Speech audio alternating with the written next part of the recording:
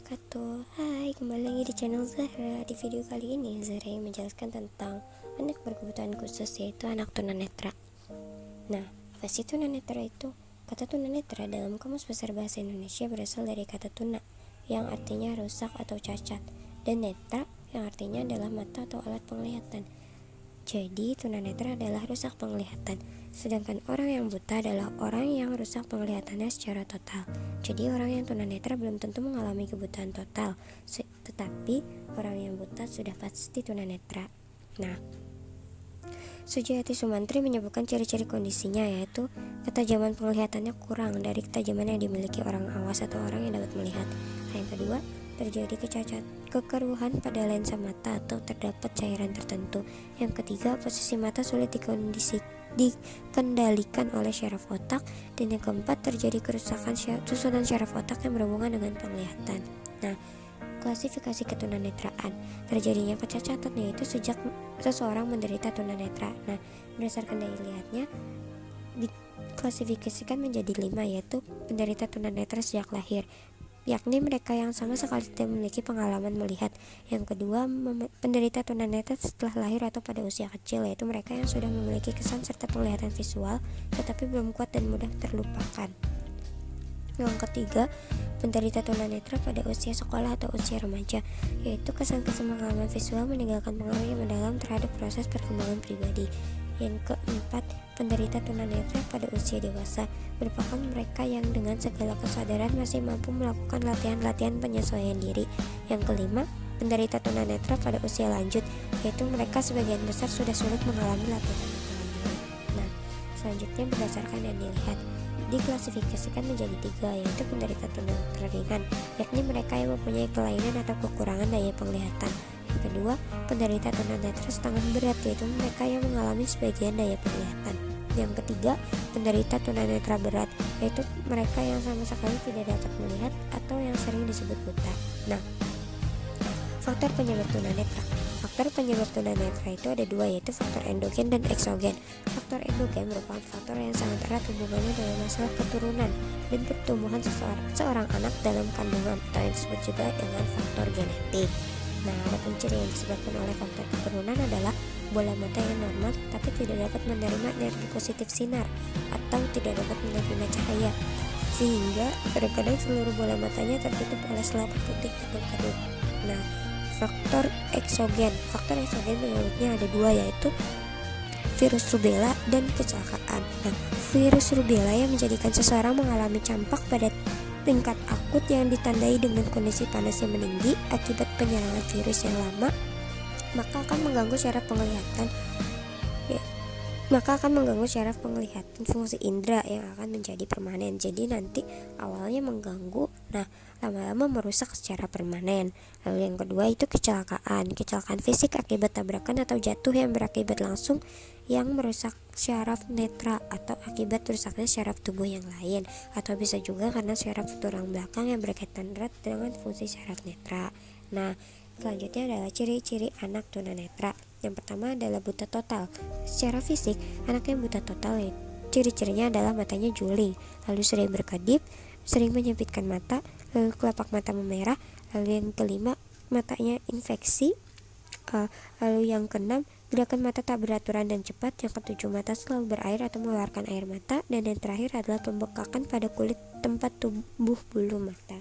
Nah, secara perilaku anak yang buta total yaitu terlihat ciri-cirinya menggosok mata secara berlebihan, lalu yang kedua menutup atau melindungi mata setelah memiringkan kepala atau mencondongkan kepala ke depan, lalu yang ketiga sukar membaca atau dalam mengerjakan pekerjaan yang sangat memerlukan penggunaan mata. Yang keempat, berkedip lebih banyak daripada biasanya atau lekas marah apabila mengerjakan suatu pekerjaan. Lalu selanjutnya membawa bukunya ke dekat mata. Lalu yang ketujuh, tidak dapat melihat benda-benda yang agak jauh. Yang kedelapan, menyipitkan mata atau mengerutkan dahi. Yang kesembilan, tidak tertarik perhatiannya pada objek penglihatan atau pada tugas-tugas yang memerlukan penglihatan seperti melihat gambar atau membaca. Dan yang ke 8 janggal dalam bermain yang memerlukan kerjasama tangan dan mata, dan yang terakhir adalah menghindari tugas-tugas yang memerlukan penglihatan atau memerlukan penglihatan jarak jauh. Nah, secara psikis anak yang buta total ciri-cirinya ada 3, yaitu perasaannya mudah tersinggung, mudah curiga, dan memiliki ketergantungan yang berlebihan. Nah, yang kedua adalah anak yang memiliki low vision atau penglihatan yang rendah. Ciri-cirinya adalah menulis dan membaca dengan jarak yang sangat dekat. Yang kedua, hanya dapat membaca huruf yang berukuran besar. Yang ketiga, matanya tampak lain atau terlihat putih di bagian tengah mata seperti orang katarak, atau korneanya, yaitu bagian bening di depan mata, terlihat berkabut. Lalu yang keempat, terlihat tidak menatap lurus ke depan. Itu ketika diajak berbicara, matanya itu tidak melihat orang yang mengajaknya berbicara, atau tidak melihat objek yang dilihatnya. Lalu yang kelima, memicingkan mata atau mengerutkan kening, terutama di cahaya terang atau saat mencoba melihat sesuatu. Dan yang keenam, lebih sulit melihat pada malam hari daripada siang hari.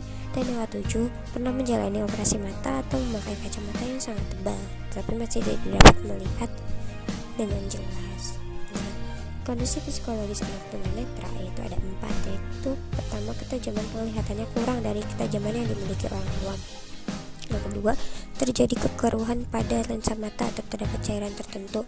Yang ketiga, posisi mata sulit dikendalikan oleh syaraf otak. Dan yang terakhir, terjadinya kerusakan susunan syaraf otak yang berhubungan dengan penglihatan. Nah, anak tunanetra memiliki perkembangan kognitif, yaitu akibat dari ketunanetraan, maka pengenalan atau pengertian terhadap dunia luar anak tidak dapat diperoleh secara lengkap dan utuh. Akibatnya perkembangan kognitif anak tunanetra cenderung terhambat dibandingkan dengan anak-anak normal lainnya. Nah, hal ini disebabkan perkembangan kognitif itu tidak hanya kaitannya itu tidak hanya erat dengan kecerdasan. Nah, apa sih objek Braille? Siapa sih yang membuat objek Braille? Di sini, salah seorang berkebangsaan Prancis yang bernama Louis Braille adalah penemu huruf yang menamai sesuai namanya, yaitu objek Braille atau huruf Braille. Nah, ia lahir pada tanggal 4 Januari tahun 1809. Louis awalnya dapat melihat dengan baik, namun karena kecelakaan yang terjadi ketika ia berumur 3 tahun membuat kedua matanya buta permanen.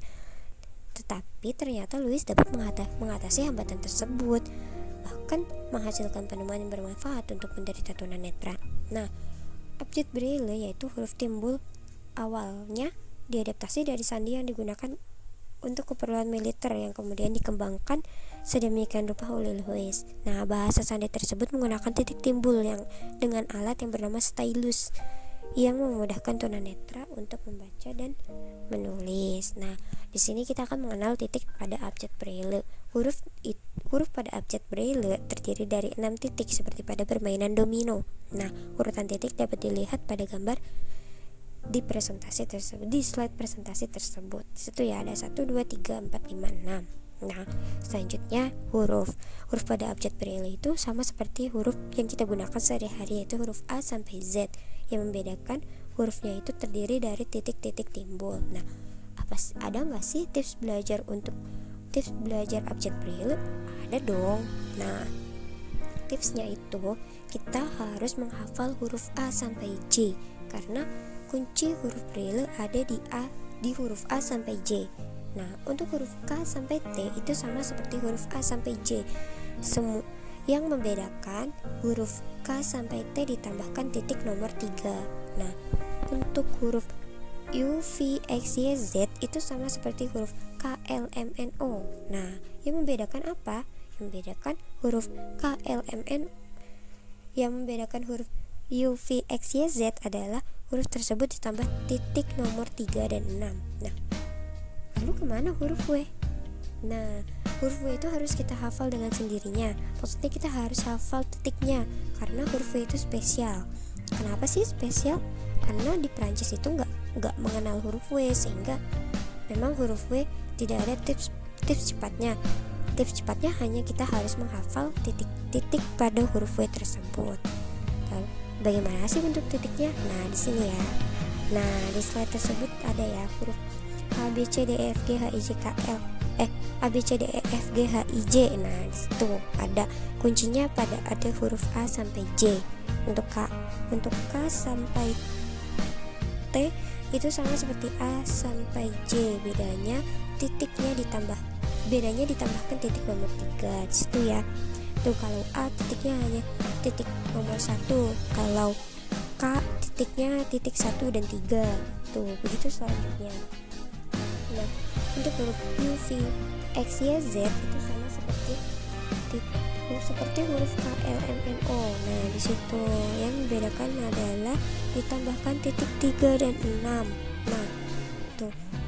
Mana sih huruf W? Nah, di situ tuh ada huruf W ya. Di situ huruf W itu paling beda dari yang huruf U, V, X, Y, Z. Dia tidak ada titik nomor 3-nya. Jadi huruf W itu titiknya adalah titik 2, 4, 5, dan 6. Seperti itu ya, bisa dipelajari dengan perlahan. Karena saya juga baru bisa mempelajarinya belum lama ini.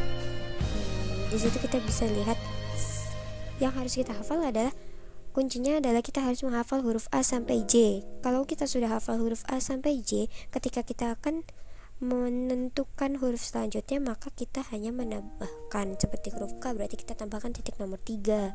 Jika huruf U berarti kita tambahkan titik nomor 3 dan 6 dari huruf K. Tuh, seperti itu ya tipsnya. Nah, selanjutnya adalah angka. Nah, indikator angka pada abjad braille itu adalah titik 3, 4, 5, 6. Nah, ini wajib digunakan untuk menunjukkan bahwa setelahnya merupakan angka. Jadi kita harus buat titik 3, 4, 5, 6 sebelum menulis angka 1. Jadi misalkan angka 1 berarti titiknya ada 3, 4, 5, 6, lalu di samping kanannya ada titik angka 1. Nah, gambarnya ada di slide selanjutnya ya. Jadi untuk angka 1 sampai 9 itu sama seperti huruf A sampai I. Nah, sedangkan angka 0 sama seperti huruf J, namun jadi A sampai I itu angka 1 sampai 9, sedangkan huruf J itu angka 0 di sini ya, seperti di slide ini. Nah, nih angka 1 itu sama seperti huruf A, itu angka 1 berarti 3, 4, 5, 6, titik 1, titiknya ada di 1. Nah, gitu ya. Itu seperti itu.